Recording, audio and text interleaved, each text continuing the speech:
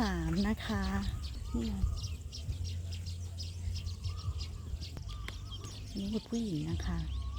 เราจะตีตรงนี้มันจะมีบ่อน้ำอยู่ข้างขวา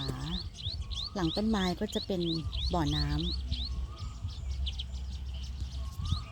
กรีนมันจะอยู่ข้างหลังต้นไม้หลังธงแดงอะค่ะไม่รู้มองเห็นกันหรือเปล่านะมันย้อนแสงหลุมนี้ก็จะพยายามตีให้มันไปซ้ายๆอะค่ะแล้วเดี๋ยวไปข้ามน้ำอีกทีหนึ่งอ้อมไปเพราะว่าถ้าสู้แล้วเนี่ยตกน้ำเหมือนทุกครั้ง